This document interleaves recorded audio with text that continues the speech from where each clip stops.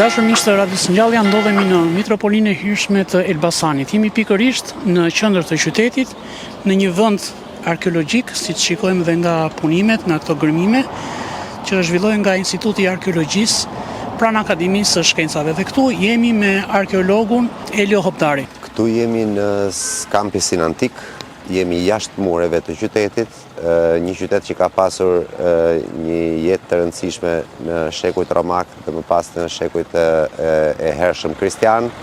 Ndërmjet shekujve 4, 5, 6, qyteti ka pasur një zhvillim shumë të madh, ka dalë dhe jashtë mureve të fortifikimit dhe pikërisht këtu në këtë pikë është identifikuar një nga kishat paleokristiane, një nga kishat kristiane të hershme të Skampisit. Gërmimet të cilat vazhdojnë prej shumë vitesh tashmë dhe gradualisht kemi filluar të kuptojmë një çik edhe fazat, ndërkohë kemi zbuluar një kish që është e shekullit 6, po kemi filluar të kuptojmë fazat më të hershme që ndoshta i përkasin shekullit 5 dhe ndoshta dhe të tjera aktivitete që kanë ndodhur këtu edhe të lidhura me krishtërimin, të cilat janë ndoshta edhe më të vona të themi të shekullit të 7. Kështu që po kuptojmë një vazhdimsi jete dhe një vazhdimsi të jetës religjioze pikërisht në këtë zonë këtu. E rëndësishme është që jemi jashtë qytetit, kështu që mund të imagjinojmë që edhe brenda qytetit ka pasur një aktivitet të paktën po kaq intensiv, ndoshta edhe më tepër. Ka një aktivitet të fuqishëm funerar, domethënë ka shumë varrime brenda dhe jashtë kishës. Dal nga dal kemi filluar të dalim edhe jashtë kufive të ndërtesës, ndërkohë ndërtesa nuk ka dalë gjitha në dritë ende, ka ende pjesë janë për të dalë në dritë, dhe kështu që jemi përpara një monumenti shumë të rëndësishëm. Monumenti ruhet shumë mirë, domethënë përfshirë dhe vepra arti, përfshirë edhe fragmente pikture murale dhe mozaik, të cilat i përkasin 2 fazave.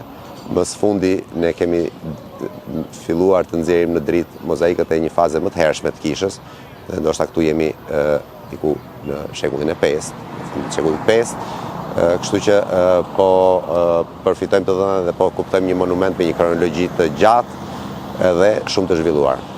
Kemi ndër zbulimet e reja të tanishme të këtij viti, kemi një skenë eukaristie e cila ka përmban edhe një mbishkrim, më saktë 2 mbishkrime, të cilat janë mbishkrime dedikimi, një diakonesh Euridise dhe një person tjetër, një femër kjo pra, dhe një person tjetër, një Victorinus, të cilët kanë qartësisht kontribuar dhe kanë lënë shënimin ata vetë me familjet e tyre, me rrethin e tyre.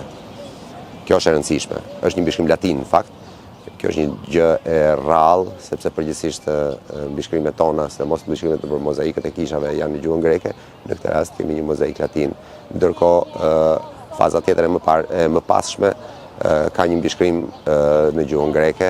Këto 2 gjuhë kanë bashkë ekzistuar në Elbasan, në Skampis, ne kemi edhe materiale mbishkrime funerare, të cilat janë edhe ato si të gjuhës greke, si të gjuhës latine. Kështu që kemi edhe një korpus epigrafie nga Skampisi. Edhe nga kjo kish, edhe nga bazilika tjetër e gërmuar dekada më parë në Tepe, në Kodrën pranë qytetit. Patjetër, monumenti duhet dhe meriton që të përfundoj së gërmuari dhe normalisht do të duhej edhe të zgjerohej sipërfaqja e gërmimit me një masë të arsyeshme. Mundësia është dhe në fakt që ka filluar ky projekt, ka filluar në vitin 2008, shumë larg, është punuar edhe me ndërprerje.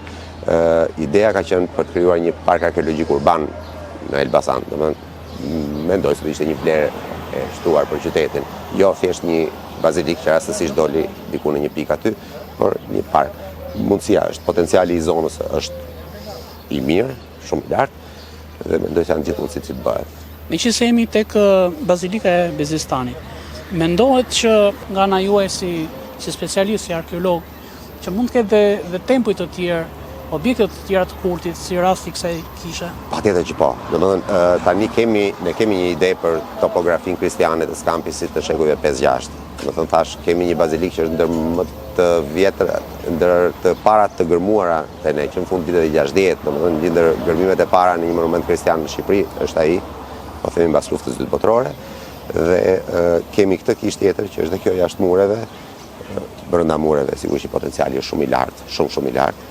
Normalisht duhet kërkojmë, do duhet prisnim më shumë se sa një kish, jo 1, 2, dhe ndoshta edhe më shumë, për atë sipërfaqe që ka perimetri mure fortifikues, dhe pastaj varrezat kristiane, të cilat sigurisht që nuk është një, janë më shumë.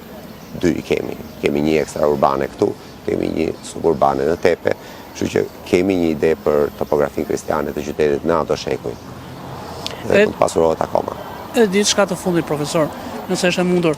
Realisht çfarë rëndësie ka gërmimi që bëni këtu dhe çfarë vlerash historike apo arkeologjike ato përcjellin në shoqërinë tonë?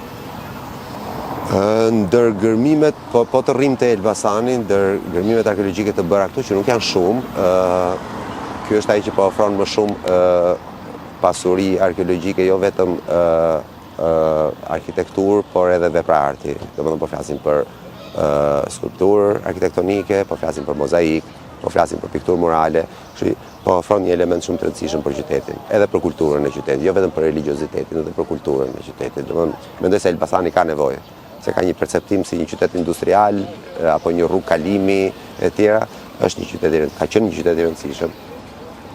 Duhet të jetë prapë një qytet i rëndësishëm, edhe kulturalisht. Atëherë përgëzime për sa keni bërë dhe keni zbuluar dhe ju urojmë suksese në të ardhmen. Falenderoj. Faleminderit.